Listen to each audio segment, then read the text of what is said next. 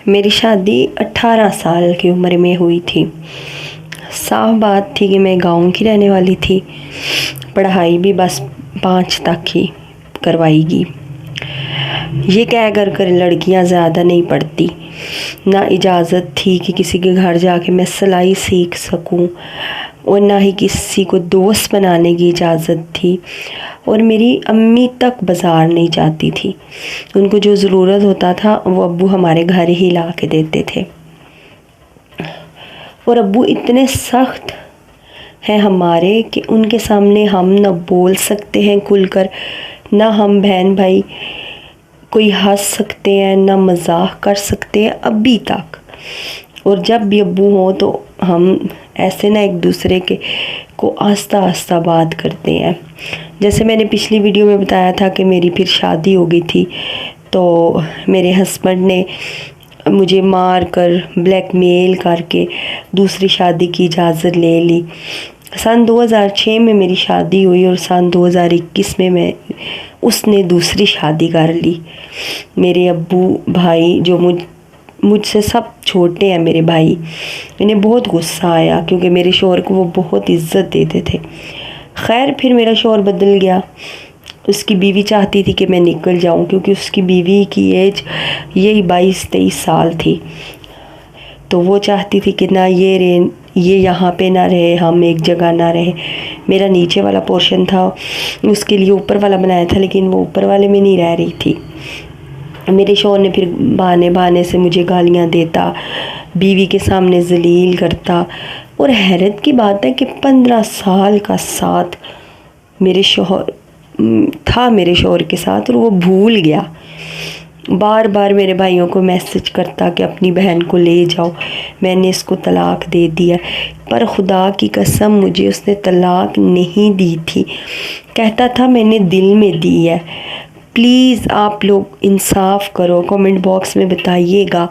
अगर शोहर किसी और को कहता फिरे कि मैंने दिल में इसको तलाक दिया, बीवी अपने कानों से ना सुने।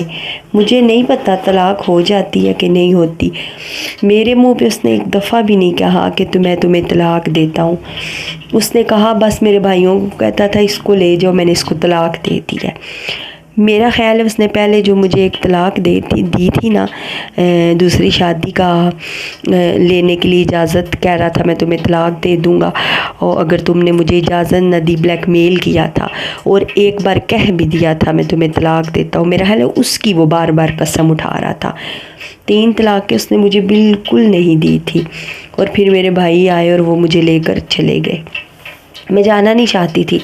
मैं चाहती थी कि मैं अपने कानों से तलाक का लफ्ज़ सुनूं, मुझे यकीन हो। क्योंकि जो मेरा शौहर है ना, है नहीं था पहला, वो बहुत मुनाफिक इंसान था। मुनाफिक इस तरह कि उसने ये गेम खेली थी मेरे साथ कि मैं इसको इस तरह कह के घर भिजवा दूंगा गाँव, और जब वहाँ जाएगी तो सब कुछ सेट हो जाएगा। अगर इन लोगों ने मुझ पर कोई केस ना कराया तो मैं इसको तलाक भेज दूंगा। अगर केस वगैरह करा लिया तो इसको राज़ी करके मैं वापस ले आऊँगा। क्योंकि मुनाफिक तो बहुत ज़्यादा था वो। मैंने पीछे वीडियो में भी बताया कि उसने मुझे वॉशरूम में बंद करके मारा था, ब्लैकमेल किया था। मुझे कहता है कि मैं तुम्हारे मुंह पे तेज़ाब डाल दूंगा, तुम कहो, तुम मानो कि तुम्हें गलत औरत हो, गलत हो, तुम बच्चे रखने के लायक नहीं हो। उसने दूसरी शादी की इजाज़त के लिए वो घर मेरे नाम किया था ना, हक महर में, जिस घर में अब वो रहता है, वो पोर्शन नीचे वाला मेरे नाम किया था, गिफ्ट किया था कि मैं उसको दूसरी शादी की इजाज़त दे दूँ, और मैंने दे दी थी।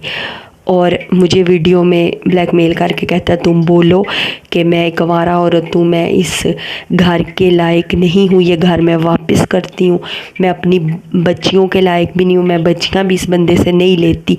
मतलब हर अपनी मर्ज़ी की बात उसने मुझसे करवाई। हाथ में उसके एक हाथ में कैमरा था, मेरी वीडियो बनाता जा रहा था, दूसरे में खुद तो वो नज़र नहीं आ रहा था ना, सिर्फ मैं आ रही थी। दूसरे में उसने डंडा पकड़ा था और साथ तेज़ाब रखा था कि मुझे ब्लैकमेल कर रहा था कि मैं खुद ये बयान दे दूं कि मैं इस लायक नहीं इस घर लेने के और बच्चियां लेने के, और इसकी ज़िंदगी से मैं दफ़ा हो जाऊं। उसने इतना बड़ा प्रोपेगेंडा किया और ये इल्ज़ाम मुझसे बर्दाश्त नहीं हुआ। मैंने 2 दिन बाद भाई को बुला लिया।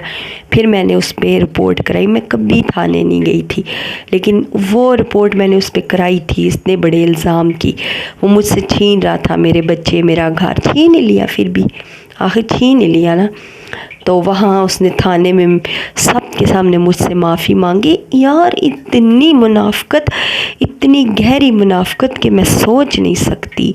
इस कदर गहरी मुनाफ़िकत, इंसान के चेहरे के कितने रूप होते हैं, उसने वहाँ वो रूप लिया कि हम लोग हैरान रह गए कि इससे अच्छा कोई है ही नहीं। सबके सामने उसने माफ़ी मांगी, मुझसे गलती हुई है, मैं दोनों बीवियों को सही रखूँगा, इसको नहीं मारूँगा, इस पे हाथ नहीं उठाऊँगा और वो वीडियो भी डिलीट कर दूँगा। पुलिस वालों को कुछ पैसे दे दिए उसने और मैं अपने भाई के साथ चली गई। वो दफ़ा हो गया अपने घर और वहाँ जाके शाम को फिर बदल गया। फिर मुझे मैसेजों पे गालियाँ देना शुरू कर दी। मैंने कहा मुझे वापस लेके जाओ। उसने फिर मुझे गालियाँ देनी शुरू कर दी, गंदी गालियाँ। दफ़ा हो जाओ तुम, आवारा औरत, ये वो, तुम थानों तक पहुँचती हो, तुम हो ही इस लायक, ये वो। भाई तुम मेरी इज़्ज़त पर हाथ डाल के, मतलब मेरे नफ्स के साथ तुमने क्या किया। मुझे पे इतने बड़े बड़े इल्ज़ाम लगाए हैं और मैं थाने भी ना जाती। उसने फिर क्या किया, फिर मैं ख़ुद भाई के घर से उसके घर गई तो उसने फिर मुझे मारा। फिर मुझे कहता है साइन करो, ये घर मुझे वापस करो।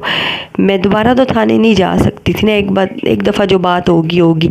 मेरे भाई गांव से इतनी दूर से आए, थाने गए, रिपोर्ट कराई। मेरे भाई मेरी मिन्नतें करते रहे कि तुम हमारे साथ चलो गांव, तो इसको हम देख लेंगे, लेकिन मैंने उस टाइम बात नहीं मानी। मैं वापस आ गई। इसने फिर बिला फुसला के मुझे कहा तुम मेरे नाम वापस करो वो घर। मैंने नहीं किया। इसने फिर सबको बताया कि इसने वापस कर दिया और आज तक सब यही समझते हैं मैंने उसको वो घर वापस कर दिया, लेकिन उसके पेपर उसने छुपा लिए हैं, मैंने वापस नहीं किया वो घर। अच्छा खैर, इसने सारी तरफ बात करना शुरू कर दी। मैंने इसको तलाक दे दी, तलाक। लेकिन मुझे कोई बंदा ज़रूर बताए क्या ऐसे तलाक हो जाती है। मैंने अपने कानों से नहीं सुनी तलाक। मेरे भाई मुझे ज़बरदस्ती ले आए गाँव। मैंने जज्बात में आके अपनी बच्चियाँ भी ले ली, दोनों जाके स्कूल वहाँ से छुट्टी कराई और साथ ले गई। और इस चीज़ की मौत और इस चीज़ का दर्द उस बंदे को बहुत पड़ा, क्योंकि जाते ही मेरे अब्बू ने केस कर दिया उस पर। लेकिन फ़ायदा कोई नहीं, वकील रोज़ पैसे खा जाता। 50,000 तो 60,000 दें, 50,000 60,000 दें। तो इसको नोटिस नहीं भेजता था कि तुम भी आओ पिंडी में। वो जेहलम था वकील और ये पिंडी में, और ये जाता भी नहीं था वहाँ। ये कहता था फ़ोन करके कि तुम जितने मर्ज़ी तुम लोग केस कराओ, मैं आऊँगा नहीं। 6 साल भी तुम्हारी बेटी तुम लोगों के सर पे बैठी रहेगी, पाल लो इन बच्चियों को भी, और मैं नहीं आऊँगा। बस वो कहता था मेरी बेटियाँ वापस कर दो। फिर हालात देखे मैंने बच्चियों के, अपने बाप के सिवा कोई भी नहीं संभालता। फिर मुझे वो बच्चियाँ वापस करनी पड़ी, उसको वापस करनी पड़ी हर हाल में, क्योंकि हालात ऐसे पैदा हो चुके थे उस घर में। जॉइंट फैमिली सिस्टम था, मेरी चाचियाँ थी, उनके बच्चे थे। मेरी बच्चियाँ शहर की ली हुई थी, वो गांव था, वो वहाँ पढ़ना नहीं चाहती थी। वो जो खाना मांगती उनको वो ही खाना मिलता जो सब खाते थे, लेकिन जो वो जिस बात कि मतलब आदी थी अपने बाप के साथ, वो नहीं मिलता था। फिर मुझे देख के तरस आता था। फिर मेरे अब्बू भी नहीं थे इतने कि मेरे उनसे बात करूं, कि मैं उनको कहूं कि मैं बच्चियां वापस भेज के तो वापस भेजना चाहती हूँ, क्योंकि यहाँ मैं बच्चियाँ नहीं रख सकती और मेरी एज भी इतनी ज़्यादा नहीं है कि मैं अपनी बच्चियाँ अकेले पाल सकूँ और रह सकूँ। खैर मैंने उनको कहा था कि मुझे रेंट पे घर ले दे तो मैं बच्चियों को लेके पालूंगी और इनका बाप ख़र्चा भेजे केस करके। इनके बाप ने कहा मैं ख़र्चा नहीं भेजूँगा, और मुझे ये कहा गया मेरे ताया ने कि हम तुम्हें अलहदा नहीं रहने देंगे। और मेरे अम्मी अब्बू घर में एक कमरा भी नहीं था जिसमें मैं रह सकूँ।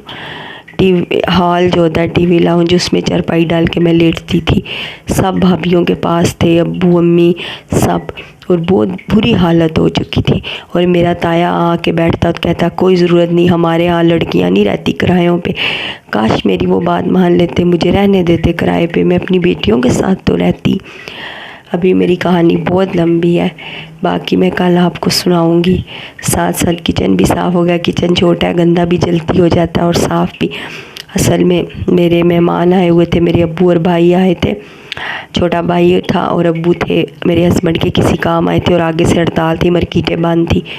पहले दिन आए हैं तो तब भी मार्केटें बंद थी, फिर अगले दिन बारिश थी, कल भी मार्केट बंद थी और आज वो लोग गए हैं। तो आज मेरे पास इतना टाइम ही नहीं था, नाश्ते के बाद खाना, खाने के बाद रात का खाना, और ये सिर्फ नाश्ते के बर्तन हैं, आप लोग देख लें। फिर ये मैंने 2 किचन साफ़ किया और अब मैं कल आप नई वीडियो लेकर आऊँगी। और मुझे सपोर्ट करें, ज़रूरी नहीं कि बंदा मर जाए तो उसी को सपोर्ट करो, उसी के लिए रोला डालो चैनलों पे, तरह तरह के चैनलों को वायरल करो।